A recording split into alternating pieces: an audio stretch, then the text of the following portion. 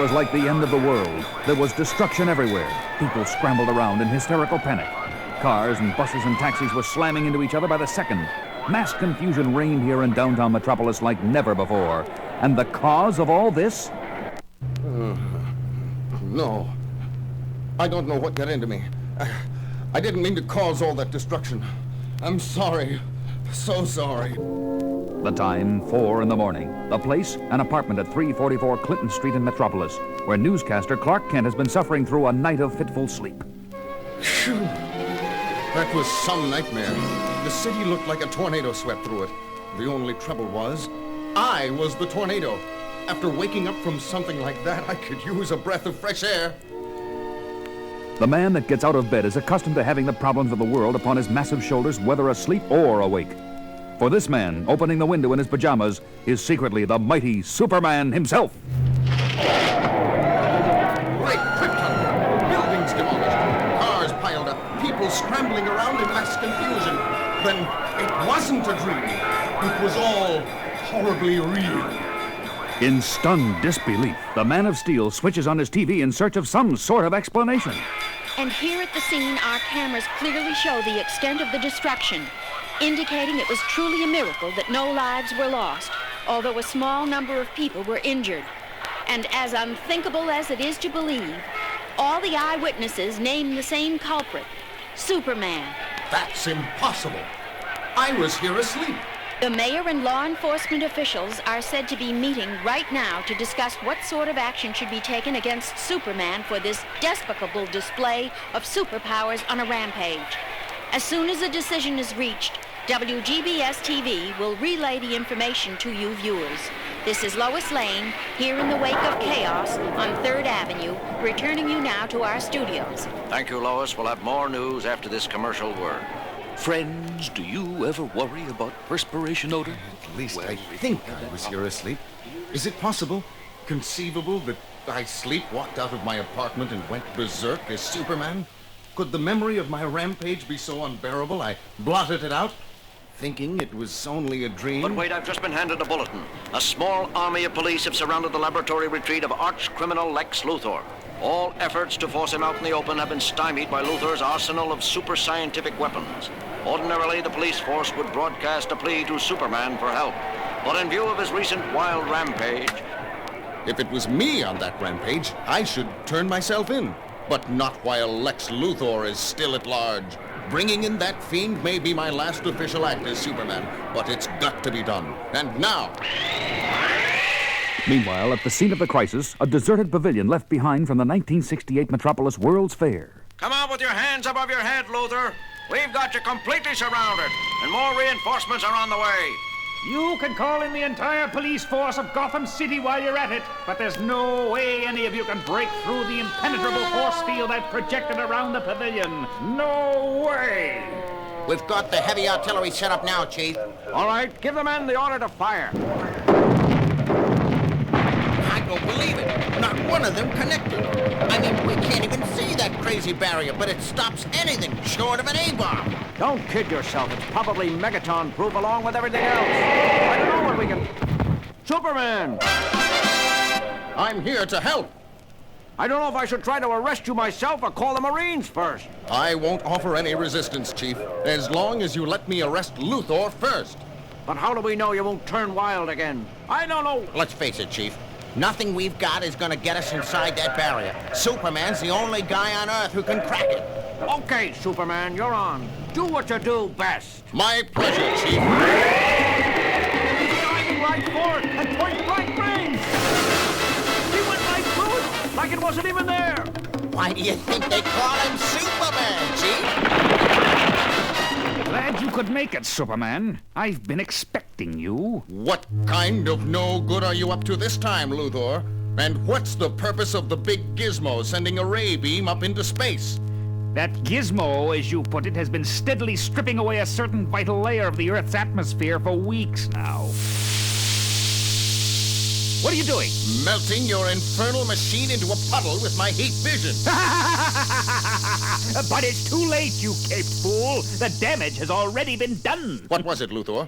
The ionosphere? The ozone layer? No. It was something not even you have heard of, Superman. The Zota layer. But you'll never see it for yourself. My machine has destroyed it. You deluded maniac! But don't be alarmed. No one on Earth will be harmed, at least not directly. The only person who was protected by the Zota layer was you. You've got exactly 3 seconds to start making sense. There's a peculiar type of radiation out there that not even you are immune to, Superman. It affects your mind whenever you relax or go to sleep. Turns you into a wild man and makes you go absolutely berserk. Great Scott! The destruction tonight in Metropolis. That's right, old foe, it was you. And with the Zota layer gone, you can bet it will be happening a lot more often.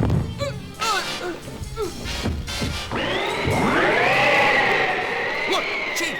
Superman did it! He bagged Luthor! Luthor's not moving, is he? Just unconscious. I knocked him out cold. He's all yours. Thank you, Superman. No one else could have done it. I don't know what to say. Say you'll put me under armed guard, Chief, and that you'll notify the President and the Pentagon at once. I'm afraid I've become a national menace. It doesn't take long for the nightmarish news to sweep the world like a shockwave.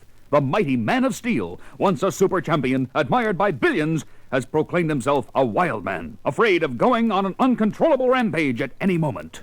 This is Lois Lane for WGBS.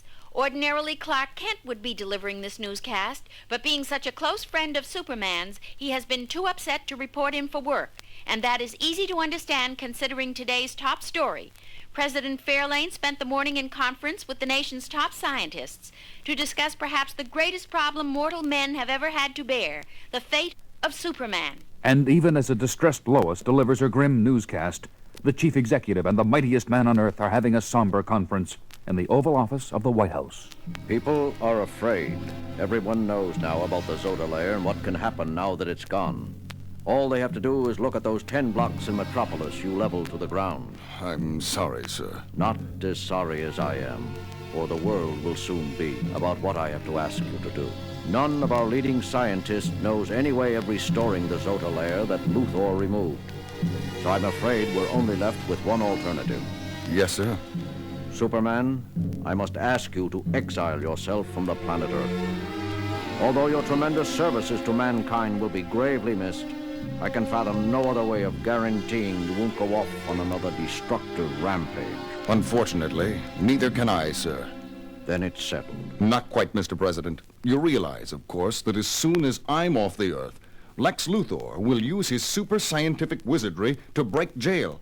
And with me gone, he'll do his best to rule the world with his fantastic machines. You're right. And without a Superman to protect us, that bald-headed genius would probably succeed. Perhaps I should consult my advisors again. No need, sir. The solution is simple. Have Luthor exiled from the Earth along with me. I'll make sure he never returns to menace anybody. It's the only way. Yes, the only way.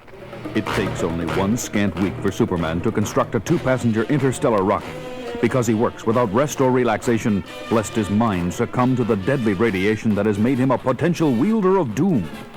1 week is all it takes for the career of the greatest superhero of all to come to an end. And it's a beautifully executed launch, ladies and gentlemen, being broadcast all over the world simultaneously via satellite. Never in the history of mankind have so many people joined to watch one single event. And what a tragic event it is. The villainous Lex Luthor will not be missed, but Superman... Watching Superman leave is the greatest loss the human race has ever faced. How we will fare in the world. We'll be free of Earth's gravity in another 9.7 seconds. Enjoying the ride, Superman? For a man leaving the world behind him, Luthor, you don't seem very concerned. To tell you the truth, Superman, life on Earth would become quite boring without your meddling to contend with. Superman, you're breaking your straps. You're not supposed to get up until we finish climbing through the atmosphere. Well, you see, old fool, I've just changed my mind. I'm going back to Earth, alone. What are you talking about? I'm talking about leaving, Luthor. I'm going to crash through the hull and leave you. But you can't! You promised! If you break the hull, the ship will explode and I'll die! When you gotta go, you gotta go. Wait, Superman! No! And moments later at the White House, as the news of the spaceship's destruction reaches a dismayed President Fairlane by phone. The ship did what? I don't believe it. How could Superman have fouled up like that? Superman, what are you doing back here? What did you do to Luthor? Nothing, yet.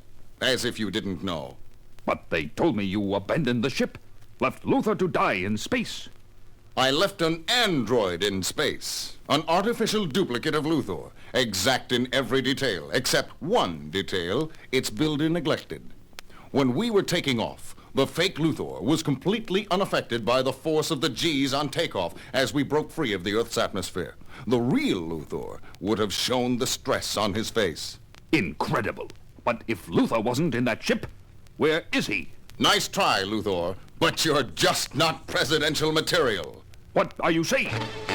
You're not the real President Fairlane. You're Lex Luthor, wearing a latex mask and a voice adapter. Very clever, Superman. I really thought I had you this time, but I've still got the upper hand.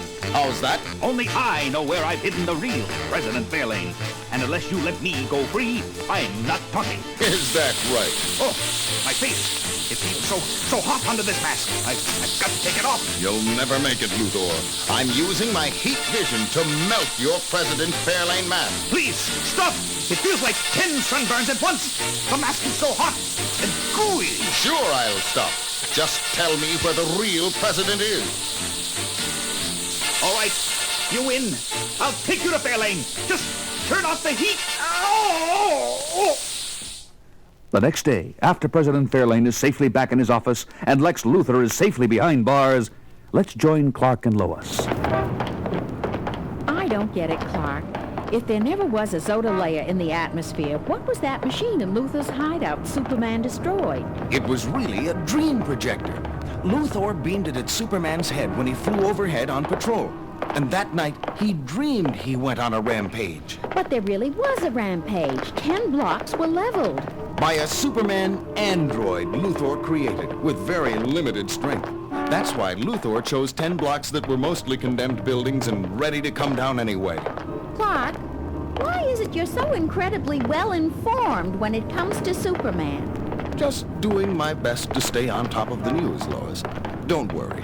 One of these days, a scoop will come your way. Wait and see. Just for that, Clark Kent, lunch is on you.